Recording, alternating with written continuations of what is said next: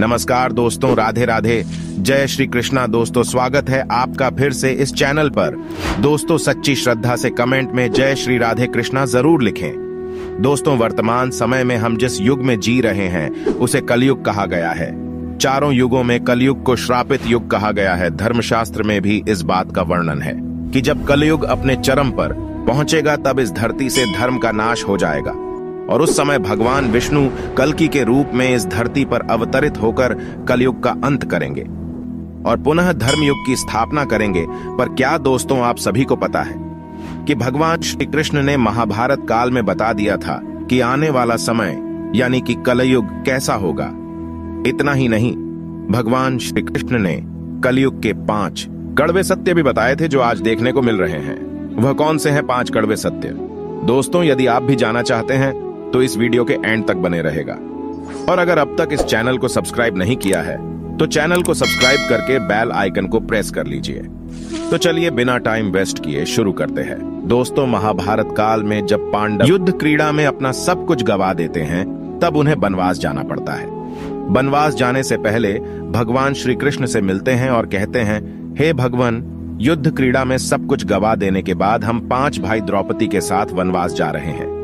लेकिन जाने से पहले हम यह जानना चाहते हैं कि आने वाला युग कलयुग कैसा होगा। उस समय के मनुष्य कैसे होंगे, लोगों के विचार कैसे होंगे और मोक्ष की प्राप्ति कैसे होगी।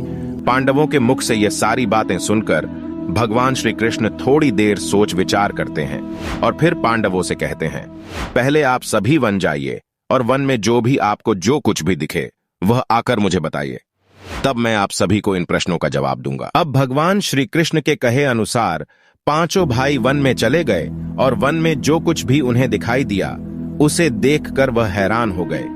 उन्हें अपनी आंखों पर विश्वास नहीं हो रहा था। कुछ समय बिताने के बाद वह सभी भगवान श्री कृष्ण के पास लौटते हैं।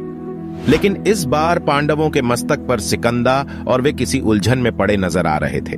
जब भगवान श्री कृष्ण ने उनकी ऐसी दशा देखी तो उनसे रहा नहीं गया और भगवान श्री कृष्ण ने कहा, आप सभी किस सोच विचार में मग्न हैं, हमें बताएं, अगर संभव होगा तो हम उसका समाधान अवश्य करेंगे। भगवान श्री कृष्ण के मुख से यह बात सुनकर पांडुपुत्र युधिष्ठिर ने हाथ जोड़कर उनसे कहा कि है माधव, हमारी शंका उन दृश्यों को लेकर है जो हमने वन में देखा।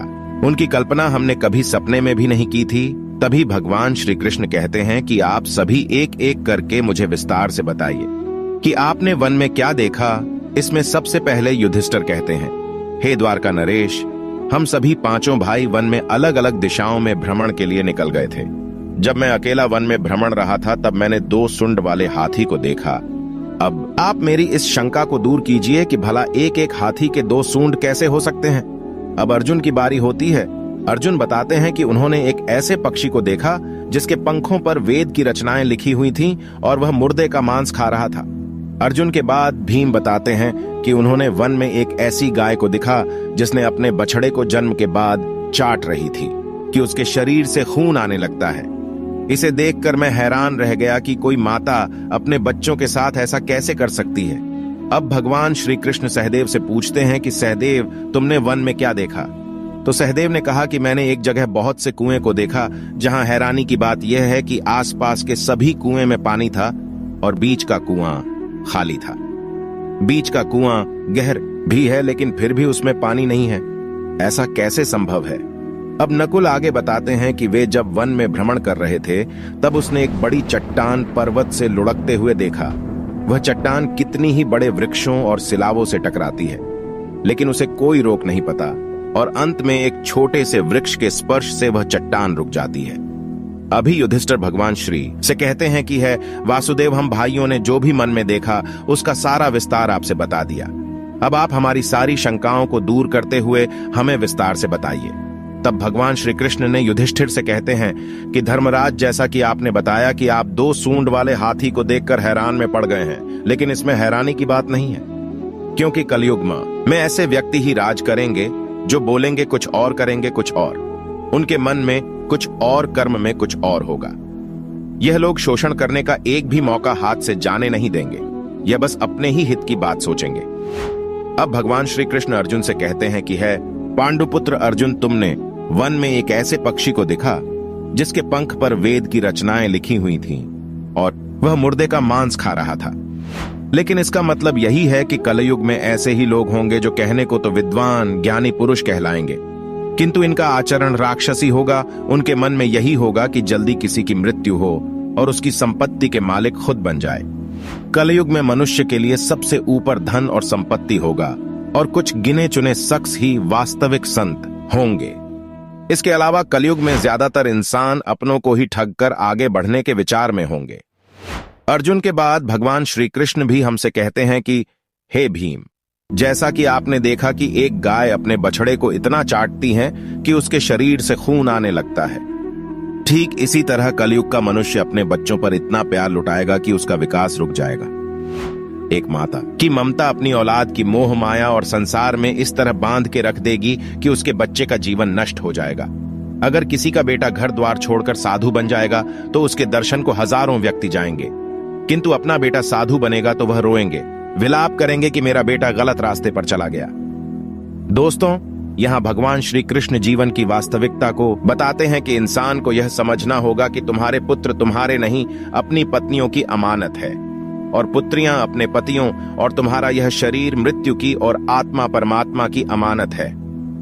भीम की जिज्ञासा को शांत करने के बाद भगवान श्री कृष्ण सहदेव को कहते हैं कि सहदेव, जैसा कि तुमने वन में देखा कि एक साथ कई कुएं हैं थे, लेकिन सिर्फ बीच का कुआं खाली था। इसका मतलब यह है कि कलयुग में धनी व्यक्ति अपनी मन की खुशी के लिए विवाह उत्सवों में धन खर्च करेंगे, लेकिन अपने आस पड़ोस किसी गरीब को देखकर उसकी मदद नहीं करेंगे, फिर चाहे वह गरीब उनका सगा ही क्यों ना हो।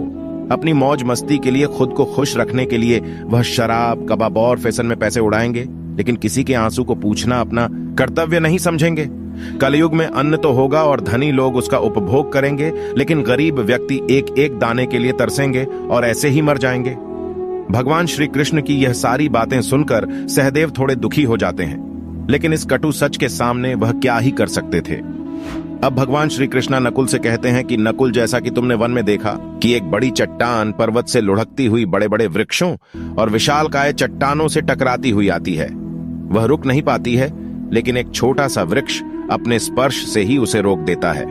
इसका मतलब है कि मनुष्य की बुद्धि क्षीण होती जाएगी और उसके जीवन का पतन होगा, लेकिन उसके पतन को एक धन रूपी वृक्ष रोक नहीं पाएगा, पर हरि नाम रूपी एक छोटा सा पौधा व्यक्ति का पतन रोकने के लिए सक्षम होगा। अतः कलयुग में हरि नाम ही एक मोक्ष का मार्ग होगा, अगर व्यक्ति धन का लालच छोड़कर भगवान की भक्ति में रम जाएगा। हरि नाम का जप करेगा तो निश्चय ही उसे कोई दुख तकलीफ नहीं होगा और मरने के बाद भी उसे भगवान के चरणों में जगह मिलेगी। दोस्तों, अगर आप गौर करेंगे तो पाएंगे कि भगवान श्री कृष्ण द्वारा बताई गई ये 5 कड़वे सत्य इस कलयुग में नजर होते आ रहे हैं। ऐसे में अगर आप भी अपने जीवन की सारी तकलीफ को दूर करना चाहते हैं तो आज से ही हरि नाम का जप करना शुरू कर दें। तो दोस्तों, इस वीडियो में फिलहाल इतना ही। उम्मीद है आपको आज की वीडियो पसंद आई होगी। अगर हाँ तो वीडियो को लाइक करें और इस तरह की और भी जानकारी के वीडियो देखने के लिए चैनल को सब्सक्राइब कर ले। धन्यवाद।